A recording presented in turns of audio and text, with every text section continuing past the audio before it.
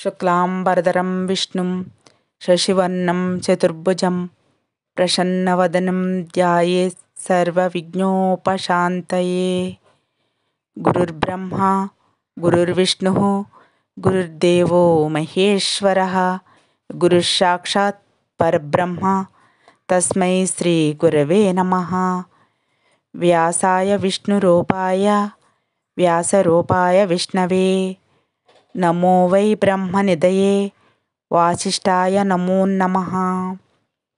కూజాంతం రామ రామేతి మధురం మధురాక్షరం ఆరుహ్య కవితాశాఖాం వందే వాల్మీకి కోకిలం.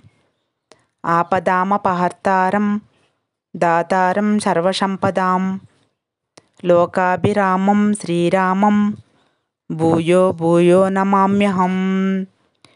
గోష్పదీకృతవారసిం మశకీకృతరాక్షసం రామాయణ మహామాలరత్నం వందే అనిలాత్మజం. అంజనానందనం వీరం జానకీశోకనాశనం కపీశమక్షాంతరం వందే లంకాభయంకరం. ఉల్లంఘసింధో సలిలం సలీలం యశోకవహ్నిం జనకాత్మజాయాః ఆదాయ తేనైవ దదాహ లంకాం నమామి తం ప్రాంజలీయాంజనేయం. ఆంజనేయమతిపాటలాననం కాంచనాద్రికమనీయ విగ్రహం పారిజాతతరుమూలవాసినం భావయామి పవమాననందనం. యత్ర యత్ర రఘునాథకీర్తనం తత్ర తత్ర కృతమస్తకాంజలిం బాష్పవారి పరిపూర్ణలోచనం మారుతిం నమత రాక్షసాంతకం. మనోజవం మారుతతుల్యవేగం జితేంద్రియం బుద్ధిమతాం వరిష్టం వాతాత్మజం వానరాయోధముఖ్యం శ్రీరామదూతం శిరసా నమామి. శ్రీరామాయ నమః. శ్రీ వాల్మీకి సంపూర్ణ రామాయణము సుందరాకాండము. సీత ప్రాణపరిత్యాగమునకు ఉద్యమించుట. రావణునిచే భయపెట్టబడి రాక్షస స్త్రీల మధ్యమందున్న జానకి అడవిలో విడువబడిన బాలిక వలె దుఃఖించెను. అకాలమున మృత్యు ప్రాప్తించదను సజ్జనుల మాట సత్యము. ఎందువలననగా నేనిట్లు భయపెట్టబడుచున్నను జీవించియే ఉన్నాను. ఈ రాక్షసుడు నా శరీరమును పదునైన శస్త్రములతో ముక్కలు చేయుట తథ్యము. మృగరూపము ధరించిన రాక్షసుడు నాకు ఆశ కల్పించుటచే మూఢురాలినై రామలక్ష్మణులను దూరము చేసుకొంటిని. ఇతర దైవమును కొలువక ఓర్పు నేలపై పరుండుట ధర్మనియమము పాతివృత్యము నిష్ప్రయోజనములైనవి. నేను విషము మృంగి గాని శస్త్రము చేత గాని త్వరగా మరణించెదను, లేక కేశపాశమునే బంధించుకుని మరణించెదను అని చెట్టు కొమ్మను పట్టుకుని రాముని లక్ష్మణుని తన కులమును తలుసుకొనుచున్న ఆమెకు శోకమును పోగొట్టునట్టియు ధైర్యమును కలిగించు శుభ నిమిత్తములు అనగా శకునములు పూర్వము కనిపించినవియే మరలా గోచరించినవి. ఆ శుభసూచనలచే ఆమె యందు నూతనోత్సాహం ఏర్పడెను. సీతతో మాట్లాడుటకు హనుమంతుని ఆలోచన. చెట్టులో దాగి ఉన్న హనుమంతుడు సీత త్రిజట రాక్షస స్త్రీలు మాట్లాడిన మాటలు విని నందనవనమందు దేవతను చూసిన వాని వలె సీతను చూచుచూ ఈమె కొరకు వేలాది వానరులు సమస్త దిక్కులను వెతుకుచున్నారు. నేనట్టి ఆమెను చూడగలిగితిని. లంక చూడబడినది, రావణుని ప్రభావము చూడబడెను. శోకసప్తురాలగు సీత విశ్వాసించెదను. ఈమె ఊరడింపకయే వెళ్ళుట దోషము. అట్లు వెళ్ళినచో జానకి ప్రాణములను విడుచును.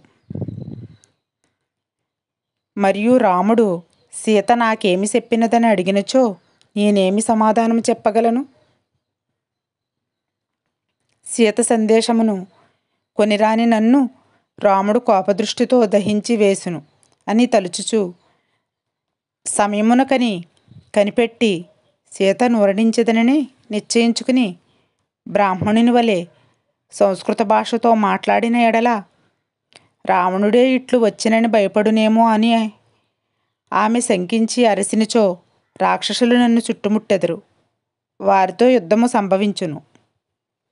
యుద్ధములో నన్ను వారు హింసించిన ఎడల కార్యభంగం ఏర్పడును అని పరిపరి విధముల ఆలోచించి ఆమెకు భయము కలగకుండా ఇక్ష్వాకు వంశ వరిష్ఠుడగు రామునికి సంబంధించిన శుభవచనములు వినిపించి ఆమెకు విశ్వాసము కలిగించదనని నిశ్చయించుకుని. హనుమంతుడు రామకథ వర్ణించుట. హనుమంతుడు మధురముగా ఇట్లు మాట్లాడాను. దశరథ మహారాజు పుణ్యశీలుడు, మహాయశస్వి, ఇక్ష్వాకు వంశరాజులలో మిగులు కీర్తి గడించినవాడు. రథములు, ఏనుగులు, గుర్రములు కలిగిన రాజర్షి, ఋషులతో సమానుడనదగిన తపస్సాలి, చక్రవర్తి కులమందు జనించిన సత్యపరాక్రముడు, దేవేంద్ర సమానుడు, అహింసపై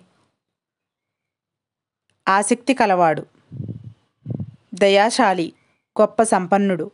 అతని పెద్ద కుమారుడు చంద్రుని వంటి ముఖము కలవాడు, విశేషములను ఎరిగినవాడు, ధనుర్ధారులందరిలో శ్రేష్ఠుడు, తన నడువడిని కాపాడుకొను స్వజన రక్షకుడు, సత్యప్రతిజ్ఞుడైన వృద్ధుడగు తండ్రి మాట ప్రకారము సోదరుడు భార్యయు వెంటరాగా అరణ్యమున అతడు వచ్చి కామరూపులగు పలువురు రాక్షసులను సంహరించెను. జనస్థానమందలి కరదోషాణాదుల కర్ణించి రోషముతో రావణుడు మాయామృగరూపముచే రాముని వంశించి అతని భార్యగు జానకిని అపహరించెను. అతడు సీతను వెతుకుచు అరణ్యమున సుగ్రీవుడను వానరుని మిత్రుని చేసుకొనెను. వాలిని చంపి సుగ్రీవునకు కపిరాజ్యము కట్టబెట్టెను. సుగ్రీవుడు పంపిన వానరులు వేలకొలది సమస్త భూమండలమును వెతుకుచున్నారు. వేగవంతుడనగు నేను సముద్రమును దాటి రాముడు చెప్పిన రూపము, వర్ణము, లక్షణములు గల ఆమెను చూడగలిగితిని అని పలికి విరమించెను. ఆ మాటలు విని జానకి ఆశ్చర్యపడి ముఖము ఎత్తి సించూపవృక్షము చూశాను. సీత నలుదిక్కులు చూసి అత్యంత హర్షము నొందెను. ఆమె చెట్టునంతనూ కలియజూసి సుగ్రీవుని మంత్రియగు వాయుపుత్రుని ఉదయించుచున్న సూర్యుడన్నట్లు దర్శించెను. సీత తను పరిచయము చేసుకొనుట. హనుమంతుడు చెట్టు నుండి దిగి వినయముతో నమస్కరించి దగ్గరకు వచ్చి ఆమెను ఇట్లు ప్రశ్నించాను.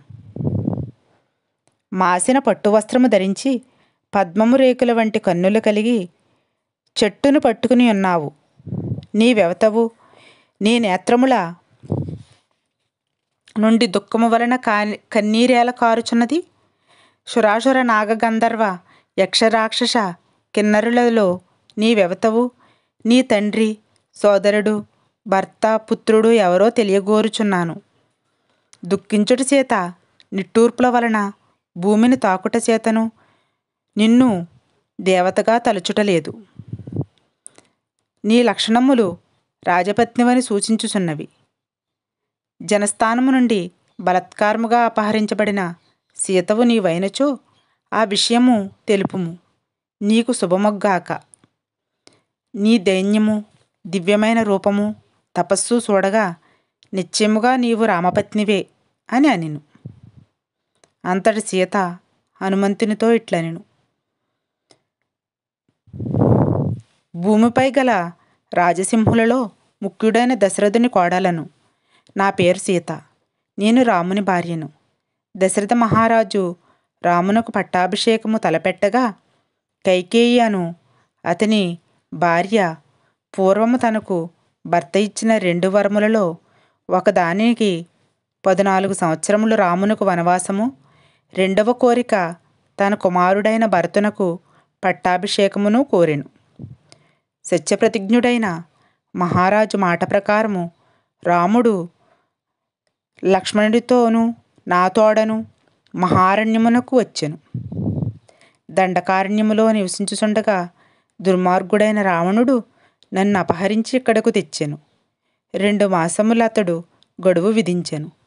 తదుపరి ప్రాణత్యాగం అనర్తును అని సీత చెప్పాను. సీత ఆజ్ఞసే హనుమంతుడు శ్రీరాముని వర్ణించుట. అంతడు హనుమంతుడు, దేవి, నేను రాముని సందేశముతో దూతగా వచ్చి తిని. వైదేహి, రాముడు క్షేమముతో ఉన్నాడు. నిన్ను కుశలమడుగుచున్నాడు. నీ భర్తకు ప్రియసేవకుడైన లక్ష్మణుడును నీ క్షేమం అడుగుచున్నాడు. మరియు శోకసంతప్తుడై నీకు నమస్కరించినాడు అని పలుకగా, బ్రతికి ఉన్నచో ఎప్పుడైనా సుఖము లభించునను మాట సత్యమని పలికి సీత అతనిపై విశ్వాసము కలదయ్యను. వారిరువురు విశ్వాసపూర్వకముగా మాట్లాడుకునిరి. అప్పుడు సీత రాముని గుణములను వర్ణించుమని హనుమంతుని అడిగాను. రామకథ నాకు ప్రియమైనది.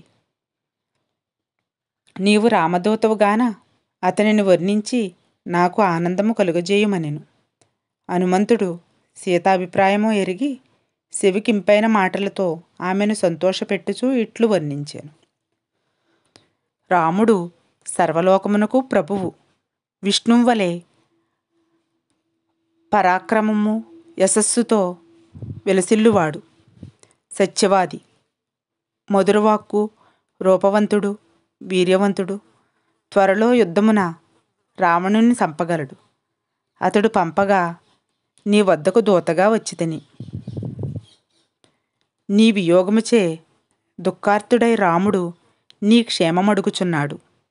మహా తేజస్వియగు లక్ష్మణుడు కూడా నమస్కరించి నీ క్షేమమడుగుచున్నాడు. వానరరాజగు సుగ్రీవుడు నీ కుశలమడిగినాడు. సుగ్రీవ లక్ష్మణులతో కూడి రాముడు నిత్యము నిన్ను తలుసుకొనుచు రాక్షసులకు వశమై దైవికముగా జీవించి ఉన్నావు. త్వరలో రామలక్ష్మణులను చూడగలవు. కోట్ల కొలది వానరుల నడుమ సుగ్రీవుని కూడా చూసెదవు. సముద్రము దాటి లంకలో ప్రవేశించి రావణుని నెత్తిపై కాలు పెట్టి పరాక్రమంతో నిన్ను చూడవచ్చితిని. నీవు సందేహము విడిసి నన్ను విశ్వసింపుము అని పలికెను. నరవానర మైత్రి నెరిగించుట. అంతటి సీత రామునితో నీకెట్లు సంబంధం ఏర్పడినది? నీకు లక్ష్మణుడు ఎట్లు తెలియను? నరవానరులకు మైత్రి ఎట్లేర్పడెను? ఈ విషయము తెలుపమనగా హనుమంతుడిట్లు చెప్పాను. రామలక్ష్మణులిరువురు నిన్ను వెతుకుచూ ఋష్యమూక పర్వతమందు సుగ్రీవుని చూసిరి.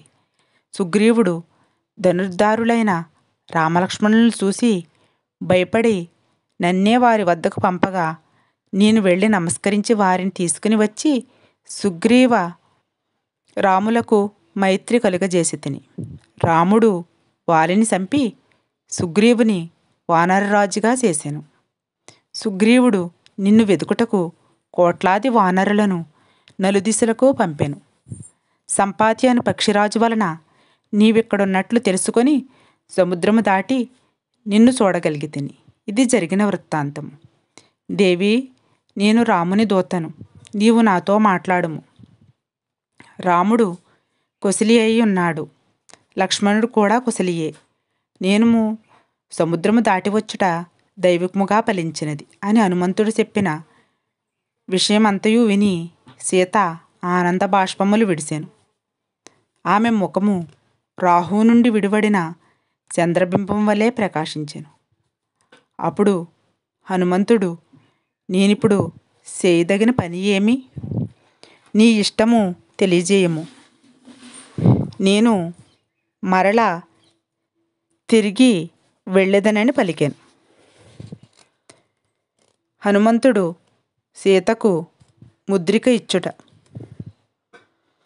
హనుమంతుడు సీతకు విశ్వాసము కలిగజేయుటకు మరలా ఇట్లు పలికెను. దేవి, నేను బుద్ధిశాలియగు రాముని దూత అయిన వానరుడను. రాముని పేరు గుర్తుగా గల ఈ ఉంగరమును చూడుము. మహాత్ముడైన రాముడు నీకు విశ్వాసము కలుగజేయుటకే నాకీ ఉంగరం ఇచ్చి నీ వద్దకు పంపినాడు. నీవు ఊరడిల్లుము, నీకు క్షేమము కలుగుగాక, నీ దుఃఖము క్షీణించినది అని చెప్పాను. అప్పుడామె భర్త యొక్క చేతికి అలంకారమైన ఉంగరము పట్టుకుని చూసుచూ భర్త తన ముందున్నట్టులే ఆనందించెను. ఆమె ముఖము సంతోషముతో చంద్రబింబం వలె ప్రకాశించెను. మరియు సిగ్గుపడుచు భర్త సందేశముసే సంతుష్టురాలై హనుమంతుని ప్రశంసించెను. నీవు పరాక్రమవంతుడవు, సమర్థుడవు, ప్రాజ్ఞుడవు కనుకనే నీవు శతయోజన విస్తీర్ణమైన సముద్రమును దాటి ఒక్కడవే రాక్షస స్థానమునకు నిర్భయముగా వచ్చితివి. రావణునకు కూడా భయపడని నీవు సామాన్యుడవు కావు. నీవు నాతో మాట్లాడుట కర్హుడవు. రాముడు పరీక్షించకుండా పంపడు. దైవానుగ్రహముసే రాముడు లక్ష్మణుడు క్షేమముతో ఉన్నారు. రాముడు నన్నీ దుఃఖము నుండి దాటించునా? కష్టపడుటకు తగని రాముడిట్టి దుఃఖముతో కృంగిపోవుట లేదు కదా. మంచి మిత్రులు కలవాడై మిత్రులసే గౌరవింపబడుచున్నాడా? కౌసల్య సుమిత్రుల క్షేమము తెలియచున్నదా? వానరాధిపతి సుగ్రీవుడు దంతనకాయుధులైన వానరులతో ఇక్కడకు వచ్చునా? రామబాణముచే చంపబడిన రావణుని స్వల్పకాలములో చూచెదనా అని పలికి మధురమైన హనుమంతుని మాటల వినగోరి ఆమె విరమించెను. హనుమంతుడు శిరస్సుపై చేతులు జోడించి, రామునకు నీవిక్కడ ఉండునట్లు తెలియదు. ఇప్పుడు నా మాట విని త్వరగా రాగలడు. తన బాణములతో లంకను భస్మము చేయగలడు.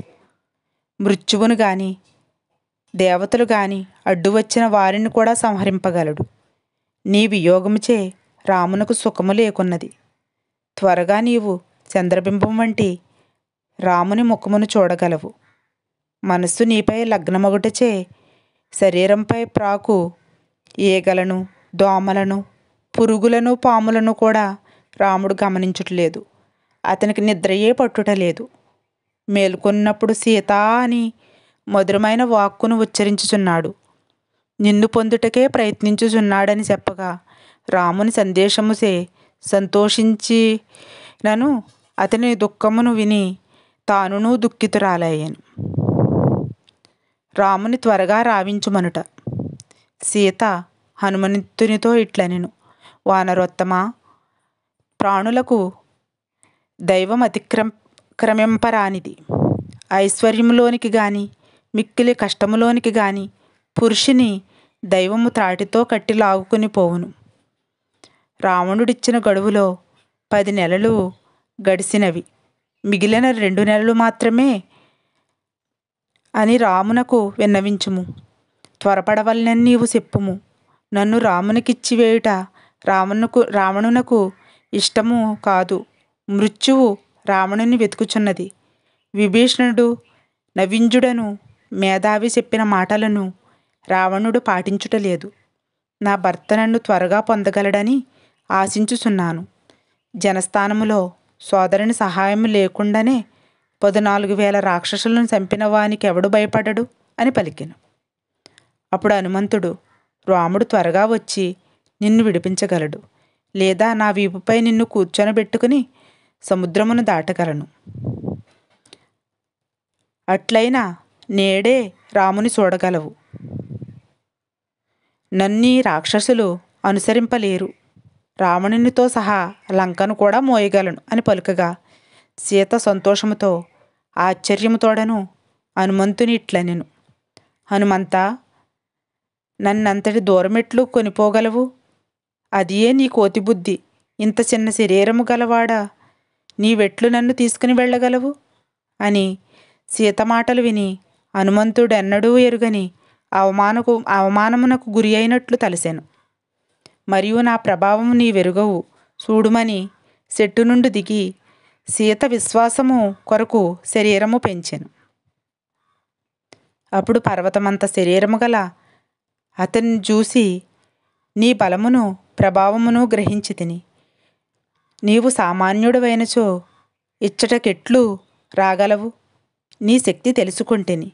కానీ ఇట్లయినచో రాముని శక్తి హీనమగును, మరియు భర్తయందలి భక్తిని పురస్కరించుకుని ఇతరుని శరీరమును స్పృశింపను. రాముడు రావణుని చంపి నన్ను తీసుకుని వెళ్ళుట అతనికి తగిన పని. లక్ష్మణునితో కూడిన రామును ఎవడూ సహింపగలడు.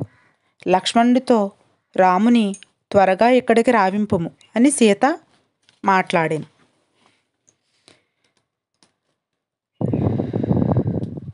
కాకాసుర ప్రసంగము చూడామణి సమర్పణము. అంతటి సీత మాటలకు సంతోషించి హనుమంతుడిట్లు పలికెను. దేవి, నీ మాట మిక్కిలి సమంజసము. స్త్రీ స్వభావమునకు పతివ్రత వినయమునకు తగినట్లు పలికితివి. నీవు స్త్రీవగుటచే నా వీపుపై కూర్చుని శతయోజన విస్తీర్ణ సముద్రము దాటుట శక్యము కాదు. రాముని తప్ప మరి ఒకరిని స్పృశించనని పలికిన మాట మహాత్ముడైన రాముని భార్యవగు నీకే తగును. నీవు తప్ప మరి ఒక స్త్రీ ఎవతే ఇట్లు పలుకగలదు? రామునకు సర్వము నీ భాషణము శ్రేష్టయు వినిపించదను. దేవి, అనేక కారణముల చేత రామునకు ప్రియమనర్చు కోరిక చేతను మానసికమైన స్నేహ అతిశయము చేతను నేనట్లు మాట్లాడి తిని, మరియు లంకచో సోరరాని దగుట వలన సముద్రము దాటశక్యము కాని దగుట వలన నేను సమర్థుడను గనుక ఆ విధముగా మాట్లాడి తిని. పూజ్యులందలి స్నేహము చేత భక్తిభావము చేత నేనట్లు పలికి తిని. మరి ఒక విధముగా తెలుపవద్దు. పూజ్యురాలా, నీవు నాతో వచ్చుటకిష్టపడనిచో శ్రీరాముడు గుర్తింపగల ఆభరణమును ఇమ్ము అని వానిను. అప్పుడు సీత కన్నీటితో, ఇది మిక్కిలి గొప్ప గుర్తుగా నా ప్రియునకు చెప్పుము. చిత్రకూట పర్వతం యొక్క ఈశాన్య దిశయందలి ప్రత్యంత పర్వతమున మందాకిని నది దగ్గర నీటిలో విహరించి తడిసి నా ఒడిలో రాముడు శయనించితిరి. అప్పుడొక కాకి గీరుచు అచ్చటనే దాగుచుండెను. అంతట కన్నీటితో కూడి కోపించి తిని. తరువాత రాముడు నా ఒడిలో నిద్రించెను. మరలా ఆ కాకి వక్షస్థలముపై గీరెను. అప్పుడు రక్తబిందువులు తన శరీరముపై పడగా లేచి వక్షస్థలమందు గాయము చేయబడిన నన్ను చూసి సర్పం వలెని శ్వాసము విడుచుచు, ఎవడు నీ వక్షస్థలమును చీల్చినవాడు అని పలికి రక్తంతో తడిసిన గోళ్లు గల కాకిని చూశాను. అప్పుడు ఇంద్రుని పుత్రుడైన ఆ పక్షి వాయువేగంతో భూమిలో దూరెను. పిమ్మట రాముడు మహాకోపముతో ఆసనము నుండి దర్భను తీసి బ్రహ్మాస్త్ర మంత్రముతో ఆ కాకిపై ప్రయోగించెను. ఆ కాకి 3 లోకములు తిరిగి ఎక్కడనూ రక్షణ పొందక భూమిపై పడి శ్రీరాముని శరణు వేడెను. బ్రహ్మాస్త్రము వ్యర్థము కాకూడదని ఆ పక్షి కుడికంటిని చూపు లేకుండా చేసి విడిసెను. రాముడు, అట్టివాడు రాక్షసుని ఎలా ఉపేక్షించెను అని సీత పలుకగా హనుమంతుడు ఇట్లనెను. రాముడు నీ వియోగమున మహా దుఃఖము అనుభవించుచున్నాడు. అతని దుఃఖము చూసి లక్ష్మణుడు మిక్కిలి సంతాపం పొందుచున్నాడు. ఇక దుఃఖమునకు అంతము చూసెదవు. నీవు కనిపించితివనెడు ఉత్సాహముతో రాముడు లోకాలను భస్మము చేయగలడు. యుద్ధములో రావణుని చంపి రాముడు తన పట్టణమునకు నిన్ను తీసుకుని పోవును. ఇక నీవు రామలక్ష్మణులకు సుగ్రీవునకు గుమిగూడిన వానరులకును చెప్పవలసిన మాటలను తెలుపుము అని హనుమంతుడు విన్నవింప సీత ఇట్లు చెప్పెను. అభిమానవతి కౌసల్య కన్న కొడుకు లోకభర్తయగు రామునికి శిరస్సుతో నమస్కరించి సుఖము అడిగినట్లు చెప్పుము. సర్వమును విడిసి సోదరుని అడవిలో రక్షించుసు అభిమానవంతుడగు లక్ష్మణుడు రాముని తండ్రిగాను నన్ను తల్లిగాను చూసుకొనివాడు. నేను అపహరించబడినప్పుడు అతడు లేడు. అతడు పెద్దలను సేవించువాడు, సమర్థుడు, మితభాషి, మామగారి లాంటివాడు.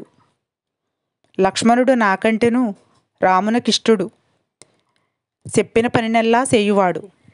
అట్టి వానిని నా మాటగా క్షేమమడుగుము. నీ ప్రయత్నం వలన రాముడు నన్ను ఉద్ధరించుటకు ఉత్సాహవంతుడు కావలయును. ఈ మాటను మాటిమాటికి రామునకు చెప్పుము. నెల దినముల కంటే నేను బ్రతికి ఉండనని ఇట్లు పలికి వస్త్రమందున్న దివ్యము శుభమాగు చూడామణిని రామునికిమ్మని హనుమంతుని చేతిలో ఉంచెను. హనుమంతుడు దానిని తీసుకుని నమస్కరించి సీతకు ప్రదక్షిణము చేసి ఆమె ప్రక్క నిలిచాను. సీతను చూసిన మహాహర్షముతో లక్ష్మణ సంహితుడైన రాముని మనస్సులో స్మరించాను. తిరుగు ప్రయాణమునకు సిద్ధముగా ఉండెను.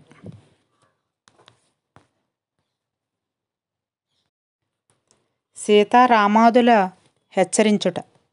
సీత హనుమంతునకు మణినిచ్చి, రామునికిది బాగుగా తెలిసిన గుర్తు. ఈ మణిని చూడగానే వీరుడైన రాముడు తల్లిని నన్ను దశరథ మహారాజును స్మరించగలడు. ఆంజనేయ, రాముని దుఃఖము నశించు మార్గం ఆలోచింపుము అని పలికెను. అంతటి భీమపరాక్రముడైన హనుమంతుడు సీతకు తలవంచి నమస్కరించి తిరుగు ప్రయాణమునకు ఉపక్రమించెను. అప్పుడు సీత దుఃఖముచే గద్గద స్వరముతో ఇట్లు పలికెను. రామలక్ష్మణులను, సుగ్రీవుని, వాని మంత్రులను, పెద్దలైన వానరశ్రేష్ఠులను అందరను క్షేమమడిగితనని చెప్పుము.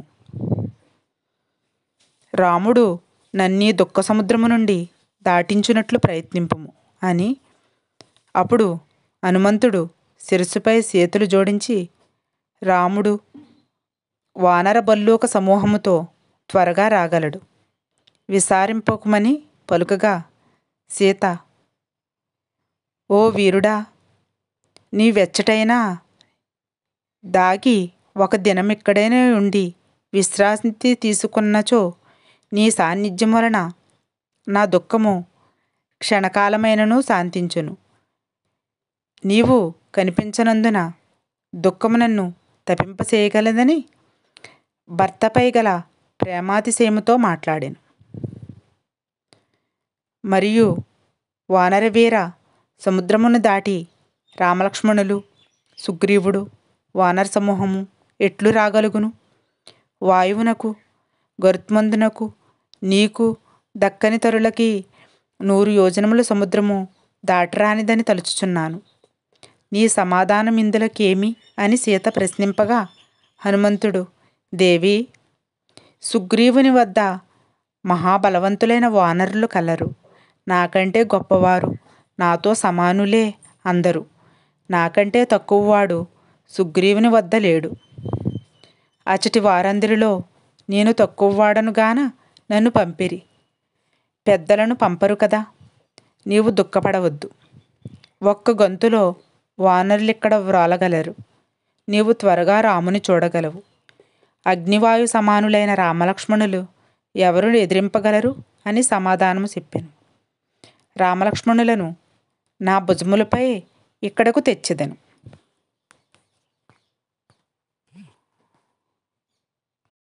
శ్రీరామునకు మరలా సీతా సందేశము. సీత హనుమంతునితో, నిన్ను చూసి సంతోషించుతున్నానెను. వానరోత్తమ, నేనిచ్చిన గుర్తును రామునకు చూపుము. దర్భపుల్లను కాకిపై విసురుట, సెక్కిలిపై మణిశిలా తిలకము రాముడు పెట్టిన విషయము గుర్తు చేయుము.